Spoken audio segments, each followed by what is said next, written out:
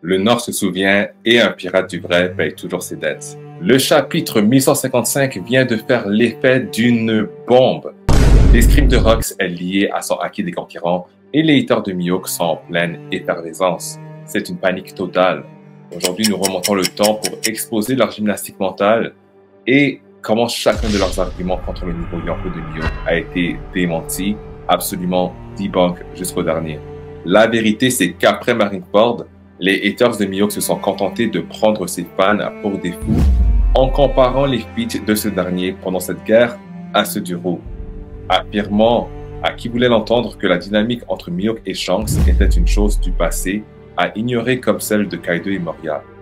Mais depuis le chapitre 1058, où il est explicitement indiqué que Mihawk possède un Kenjutsu supérieur à celui de Shanks, ils ont commencé à nous prendre un peu plus au sérieux, malgré eux. L'auteur, avec les mots de Brand New, a remis Mihawk et Shanks du présent dans une même phrase. Pourquoi c'est important, les gars? Parce qu'une comparaison avantageant l'ex-capitaine Corsair avec le Shanks du présent, cela a ressuscité les débats avec les détracteurs refusant d'accepter la supériorité que pouvait avoir Mihawk sur notamment les techniques de niveau Yonko, comme le trépas divin de Shanks. Les détracteurs de Mihawk se sont mis à esquiver, dévier et dénaturer la logique pour minimiser l'importance du plus fort épéiste au monde. Mais avec le chapitre 1155, leurs arguments s'effondrent et nous sommes là aujourd'hui pour absolument écraser leur dissonance cognitive. On est passé par plusieurs arcs, les amis, tout aussi crédules les uns que les autres, mais pourtant on y est et finalement c'est terminé. Alors faisons un saut en arrière. Argument des haters de Mihawk. Mihawk maîtrise mieux l'épée, mais Shanks possède un acquis supérieur. Et c'est suffisant pour créer un monde d'écart entre les deux personnages. En gros, les techniques de Shanks, dignes d'un Yonko comme le trépas divin, ne font donc pas partie de l'escrime. Ses feats, comme celui de déchirer le ciel avec Newgate ou bloquer Akainu, c'est pas grâce à son escrime en fait, mais grâce à son acquis des rois. Où était la gymnastique mentale? Eh bien, ils ont affirmé que les attaques imprégnées du acquis des rois de Shanks ne révélaient pas de l'escrime, tentant ainsi de séparer les feats spectaculaires de niveau Yonko de Shanks au domaine de Mihawk, sa spécialité. Ils ont même affirmé que des personnages comme King n'étaient pas de vrais épéistes, pour courir avec le narratif que se battre avec une épée dans One Piece ne fait pas automatiquement d'un personnage un sabreur, plutôt que de comprendre que King ne correspondait simplement pas à la vision traditionnaliste qu'a Zoro pour les escrimeurs. Ce que je disais à l'époque d'ailleurs. King ne nie jamais être un épéiste, il ne correspond simplement pas à l'idée que s'est fait Zoro sur l'art du sabre. Tout ça s'est confirmé avec la vibrecarte de King, citant que c'est un épéiste masqué, prouvant ainsi qu'il est objectivement un épéiste, même si c'est un épéiste atypique. Le chapitre 1155 confirme que l'escrime de Rox est indissociable de son acquis des conquérants. Cela va lier directement les attaques imprégnées de acquis des rois à l'escrime, détruisant ainsi l'idée que le titre de Mihawk exclut sa supériorité sur l'attaque signature de Shanks, qui est très clairement une attaque de niveau Yonko. Les détracteurs ont tenté de restreindre l'escrime pour exclure le acquis, mais Oda lui-même a dit au travers du narrateur noir sur blanc, l'escrime de Rox est indissociable à son acquis. Le deuxième arc auquel on a dû faire face, l'escrime c'est la finesse et non la force. Après l'utilisation du acquis des rois de Zoro sur Wano, les haineux de Mihawk ont pointé du doigt le titre de Zoro de maître épéiste dans le journal.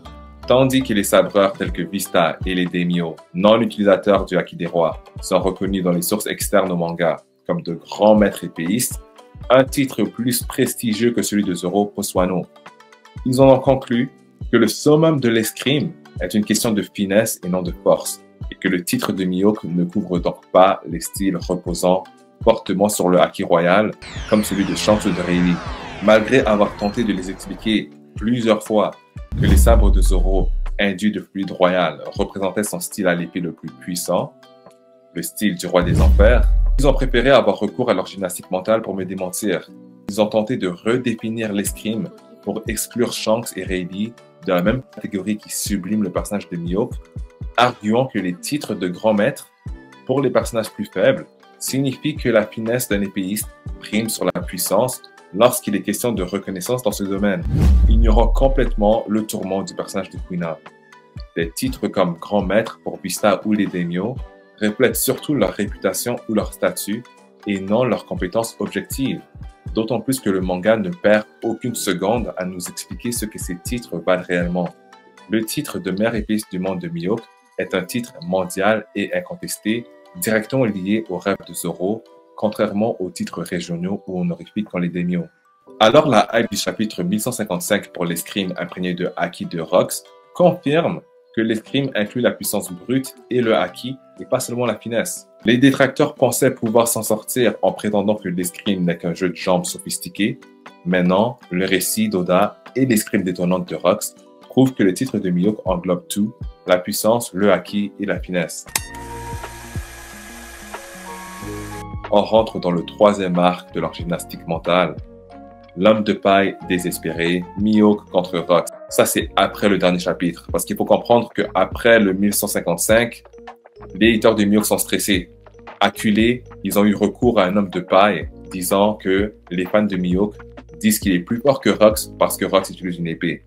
Ils ont également lancé une analogie ridicule, comme quoi si on suit cette logique, Yasop doit être plus fort que Rox parce que Rox utilise une arme à feu. Donc, leur gymnastique mentale a été de complètement déformer l'engouement des fans de Mihawk pour éviter d'admettre que l'escrime de Mihawk surpasse les techniques au sabre de Shanks imprégnées de haki. Et si on dit les termes, la comparaison avec Yasop est aussi une fausse équivalence car il n'existe aucun titre de meilleur tireur du monde dans One Piece comparable à celui de Mihawk. Tous ceux qui tombent sous cette idée sont victimes de l'effet Mandela. Alors je vais clarifier pour les haters qui essaient de jouer les malins. Les fans de Mihawk ne prétendent pas qu'il est globalement plus fort que Rox parce que Rox a une épée, du moins pas la majorité. L'escrime imprégné du haki des rois de Rox dans le 1155, ainsi que les dires du narrateur, renforcent l'idée que les techniques de Shanks avec Griffon font partie de son Kenjutsu, qui a été révélé comme inférieur à celui de Mihawk. Et donc les détracteurs ont sorti un homme de paille en prétendant que nous disions Mihawk plus fort que Rox. Yasop hors sujet. Quand bien même l'argument avait été de dire que Mihawk supérieur à Rox, un argument que j'aurais moi-même qualifié de fallacieux, l'exemple de Yasop reste inutile car le meilleur tireur n'est pas reconnu à sa capacité à remporter les 1v1 dans une arène, mais plutôt à sa capacité de viser et de supporter. Le meilleur tireur, si un tel titre existait dans One Piece, peut être évalué dans une compétition sans que les gunman cherchent à s'entretuer. Pour le meilleur épéiste, grâce au flashback de Zoro, on sait que la confrontation est inévitable. L'un des derniers arguments des haters de Mihawk, leur carte maîtresse pour m'attraper en contradiction, S-Hawk. S-Hawk possède le même escrime que Mihawk, donc Mihawk n'est pas spécial. Il s'appuie sur une vivre carte pour minimiser les compétences de Mihawk, ignorant la distinction de Zoro entre Mihawk et S-Hawk. Ils assimilent même escrime à un niveau de compétence identique, ignorant le contexte d'autres exemples comme Brook et le zombie de Ryuma. On peut même utiliser une autre œuvre comme exemple. On a Guy et Lee ou bien Neji et Hinata. Même dans l'anime One Piece, Mihawk est le babouin que Zoro bute avant le début de son entraînement, qui avait assimilé l'escrime de Mihawk. Et donc, comment est-ce qu'on démystifie tout ça? Zoro distingue explicitement Mihawk de S-Hawk, insinuant un écart de maîtrise ou d'efficacité malgré des techniques et des mouvements identiques. Brook et le zombie de Ryuma partageaient le même style d'escrime, mais leur efficacité avec ce style différait en raison du reste de leur capacité physique. De même, S-Hawk pourrait reproduire le style de Mihawk, mais pas son niveau de compétence avec ce style. Il faut comprendre que le titre de meilleur épéiste du monde de Mihawk est dû à ses prouesses inégalées et ce qu'il fait de son style à l'épée, pas seulement à son style, que d'ailleurs S-Hawk ne peut reproduire pleinement en tant que Séraphin. Les gars pensaient que S-Hawk était leur atout, leur carte maîtresse, mais Zoro a mis fin à leurs espoirs. Même style ne signifie pas même compétence. Demandez à Brook, il confirmera ce que je dis là. En conclusion, pourquoi argumenter avec les haters de Mihawk? Pourquoi argumenter avec des gens qui sont tout simplement de mauvaise foi? Du déni du rôle du haki dans l'escrime à l'invention de définitions axées uniquement sur la finesse, et à l'homme de paille de Mihawk contre Rox, devrais-je même apporter le fait que Zoro ait abandonné son rêve? Les détracteurs de Mihawk exécutent des gymnastiques mentales de niveau olympique depuis le 1058, tout comme les pro Shiryu après le 1126. Pourquoi est-ce que moi je vais arrêter d'argumenter avec ces gens-là? Tout simplement parce que débattre contre un anti-Mihawk, c'est comme se battre contre un utilisateur Logia sans acquis.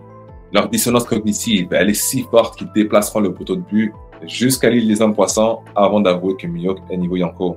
Donnez-moi votre avis en commentaire si vous étiez anti-Mihawk. Est-ce que ce chapitre vous a fait changer d'avis? J'aimerais confirmer que même là, il est possible qu'à l'avenir, Shanks nous sorte des techniques nommées sans son sabre. Mais jusqu'à présent, le roi en question nous a confirmé un niveau Yonko avec son sabre, ce qui met Mihawk de facto niveau Yonko.